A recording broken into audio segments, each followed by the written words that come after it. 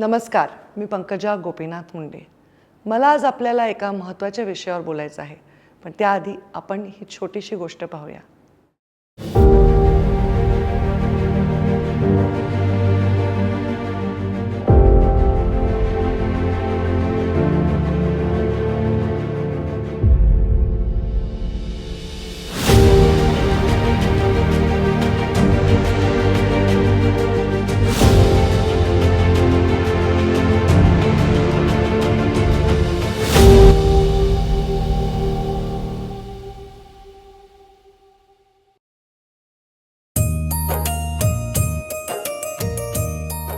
जेव्हा मी पर्यावरण मंत्री म्हणून कार्यरत झाले तेव्हा मी या विचाराने आश्वस्त होते की पर्यावरण संरक्षणाच्या संदर्भात एखादी योजना आखायची असेल आणि ती प्रभावीपणे राबवायची असेल, यशस्वी करायची असेल तर तिला जनतेनेच अभियान बनवावे लागेल.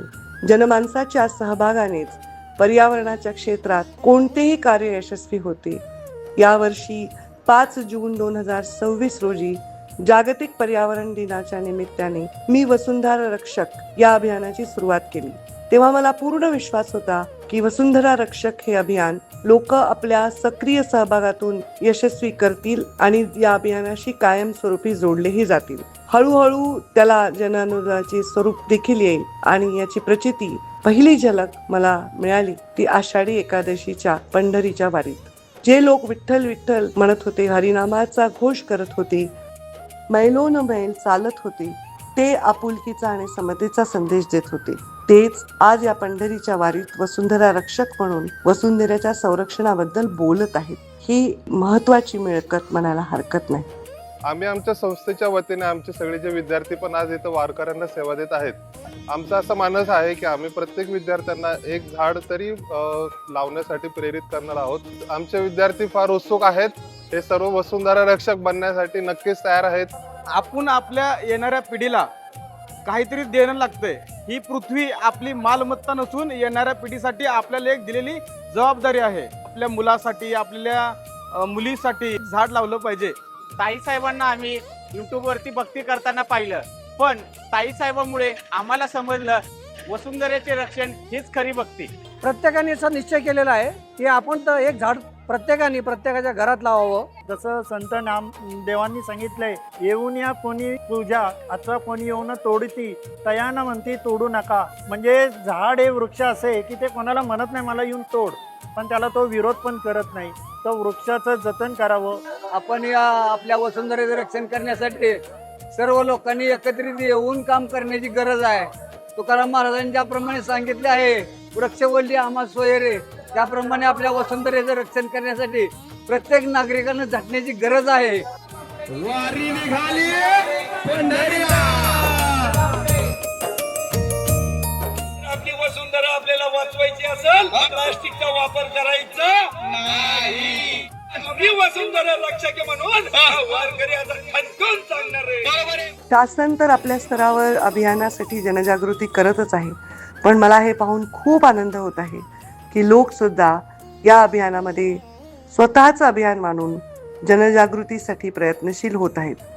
जसे की या वारीमध्ये काही लोकांनी वसुंधरा रक्षक सायकल वारीच्या माध्यमातून लोकांना या अभियानाची माहिती दिली.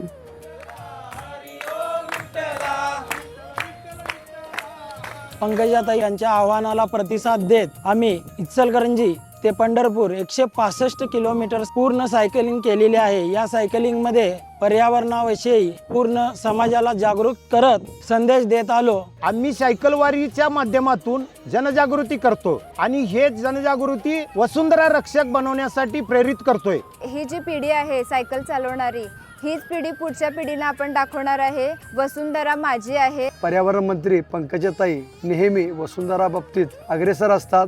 त्यांच्या व्हिडिओ आणि मार्गदर्शनामुळे आम्ही प्रेरित होऊन आम्ही वसुंधरा रक्षक आहोत. वसुंधरेचं रक्षण हा केवळ संदेश नसून हा जीवनाचा मंत्र आहे. माझे प्रत्येक अभियान हे लोकांच्या सहभागानेच यशस्वी होते हा इतिहास आहे. याही अभियानात लोकांचा सहभाग माझ्यासाठी खूप महत्त्वाचा आहे. ही केवळ एक सुरुवात आहे, अजून बरीच मजल गाठायची आहे. या वसुंधरेचं रक्षण करूया आणि येणाऱ्या पिढीसाठी हिरवीगार डोंगर दऱ्यांनी नटलेली ऑक्सिजन युक्त अशी धरा आपल्या पुढच्या पिढीसाठी ठेवूया. पर्यावरणाच्या अडचणी आपणच निर्माण केलेल्या आहेत. चला मग आपण सर्व एकत्र येऊया, वसुंधरा रक्षक बनवूया आणि आपल्या वसुंधरा मातेचं रक्षण करूया.